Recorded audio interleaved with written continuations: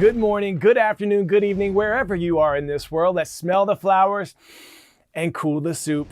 Let's get our minds right and take this into Tuesday in an awesome way. Remember, tomorrow's hashtag Your Word Wednesday. So submit your vocab word and definition in the comments section of my most recent post at KoiWire on social. Put your school mascot, teacher's name in there too if you'd like, and we're gonna pick a winner to work into tomorrow's show. All right, we start today in Texas, where water is finally beginning to recede after parts of the state experienced extreme flooding. As we told you yesterday, some areas are swamped with 2 months worth of rain in just 5 days. Search and rescue teams are scouring the streets looking for people in distress. So far, at least 200 people have been rescued from homes and vehicles in Harris County, which is home to nearly 5 million people. It's the most populous county in the state. Officials report that at least one person has died in the flooding. Rivers haven't swelled to this level since Hurricane Harvey in 2017. It appears to be potentially even more devastating in some parts than Harvey. So we definitely got a lot of rain in a quick amount of time. And that's one of the things in East Texas, we don't get the runoff. And when you have these flash flooding events, many times, unfortunately, they catch people off guard.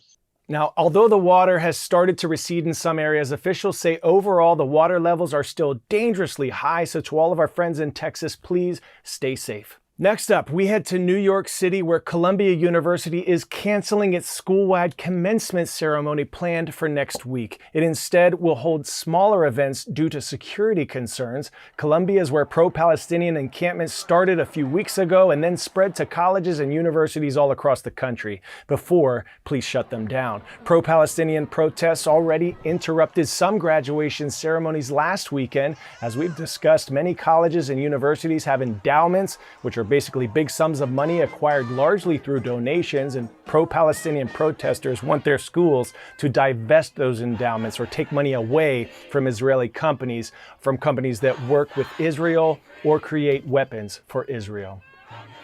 Next, we head to Iran, a country that is currently sanctioned by the U.S. and its allies. So what is a sanction? It's when a country punishes another country financially. In this case, the United States and several other countries don't buy products from Iran or sell products to them. That's because Iran supports Islamic terrorist organizations and has violated nuclear agreements. CNN's Fred Pleitgen shows us how Iran is trying to work around these sanctions, working with countries willing to defy the U.S.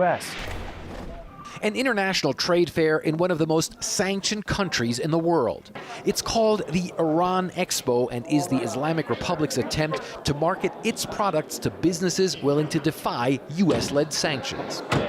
Iran's leadership has said that in order to try and beat the sanctions, what they want to do is develop their own homegrown industries like the automobile industry, and then hopefully export items like these around the world. Tehran showcasing everything from heavy machinery to food products, hoping for international buyers. It seems like a tall task, but as large economies like Russia and China increasingly find themselves under Western economic pressure, the Iranians hope they'll be more open to doing business with Tehran. We even met a parliamentarian from Mali saying he'd do an interview, but only in Russian. Right now, we have dynamic growth in the medical sector in the first place, he says, and we're also interested in widening cooperation in the oil sector and also general trade. Iran's economy has been ravaged by what the U.S. called maximum pressure. Designed, the U.S. claims, to compel it to stop its support for extremism, halt its crackdown on protesters, and agree to a tougher nuclear deal. Unemployment and inflation are high, while Iran's currency continues to devalue.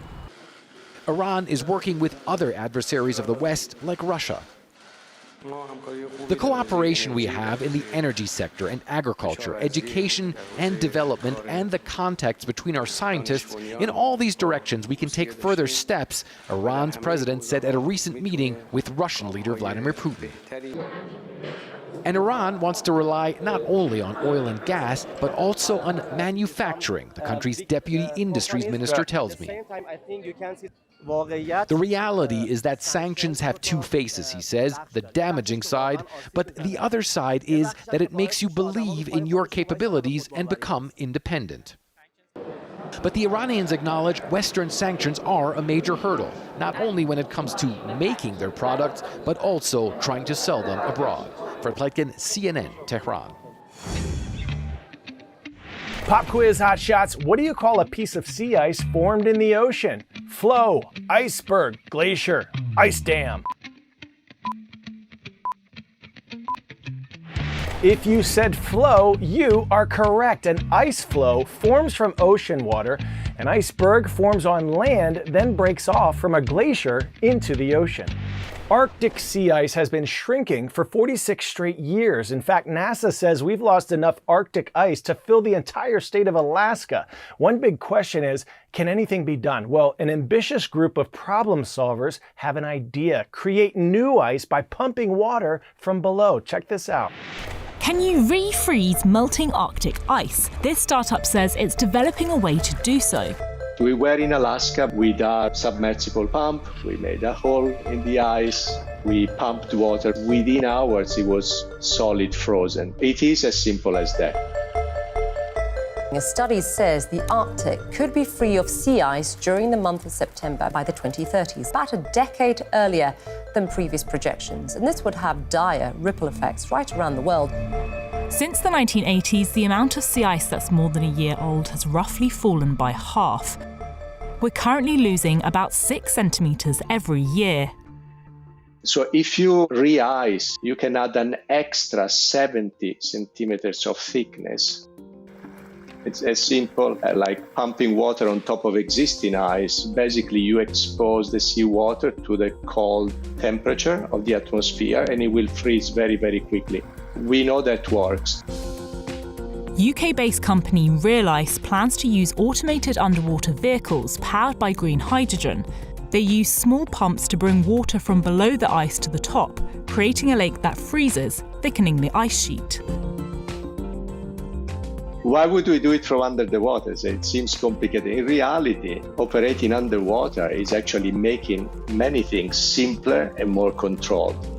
If you think the opposite, operating on top of the sea ice in the middle of the Arctic, you're facing very, very cold temperatures, high winds, all sorts of precipitations from the sky. The project is currently in the early testing stages. They aim to be working with underwater prototypes in 2024 and are planning to test the re-icing on an Arctic bay in 2027. This is a preservation of a habitat, exactly like a tropical forest or a coral reef. All right, this is something you have to see. Look what happened to the U.S. team's boat during a practice race in Bermuda. The boat flipping over on its side during the Sail GP event on May 3rd. 5 of the 6 team members went into the water. Thankfully, there were no serious injuries. It turns out one of the team members accidentally pressed the wrong button, inverting the wing and causing the boat to capsize. The U.S. team was unable to compete for the rest of the race weekend due to damage to the boat's wing.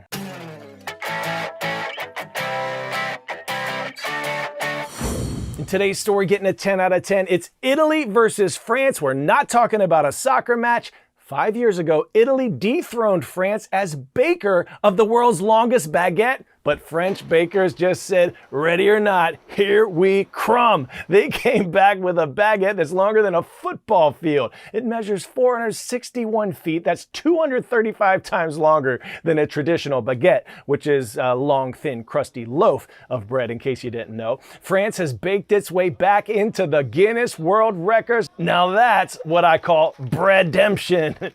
All right, powerful people, thank you for joining us today. Shout out to Mrs. Cunningham's class at Bell School in Minot, North Dakota.